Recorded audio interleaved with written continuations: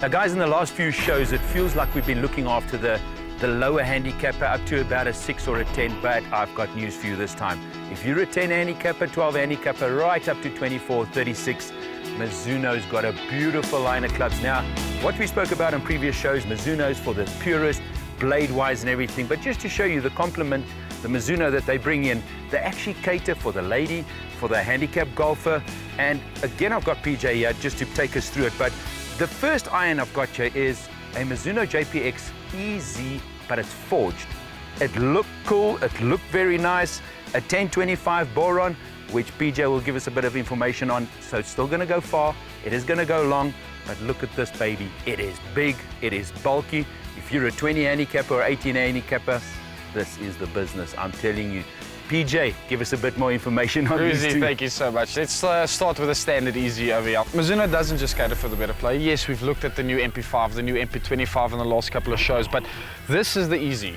The name says it all. It's easy to launch, it's easy to hit, it's nice and forgiving, and you can kind of see it. I mean, if I show you that, you can see there's a nice big area there, nice wide sole, extreme undercut cavity. All of these designed to lower center of gravity, pull it away from the face. That's it, gets it up in the air, but also by moving it away from the face, you make it more forgiving.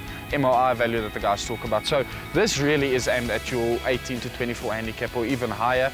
Really, really easy to hit. That's the whole idea.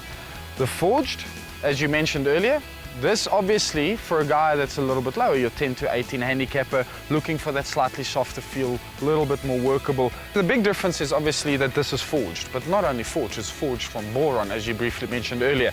Boron, 30% stronger than steel.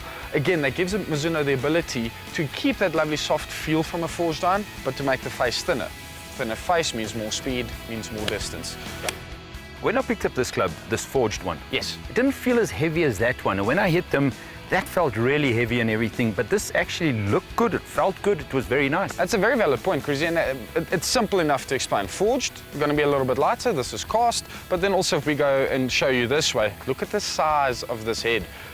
Peach, now remember, they had a JPX model before this, and it had like an orangey insert. What's the difference between the two now? There we go, that was the previous JPX Easy series. Right. So this one replaces that previous model. Obviously a few finer details have been undercut in that one. There's a little bit bigger.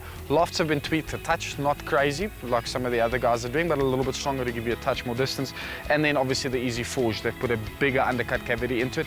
And the big change, they've changed from 1025 carbon steel to the boron, as we've discussed. You gotta love their Twitter handle. I keep reminding people of this, tech, not spec. Meaning tech, not spec. You know, it's easy to take a 6 iron, you make it a 5 iron loft, and yes, it's going to go further. Correct. But they've actually left it that way with the boron steel and all that. Correct. I like it. I think it's very cool.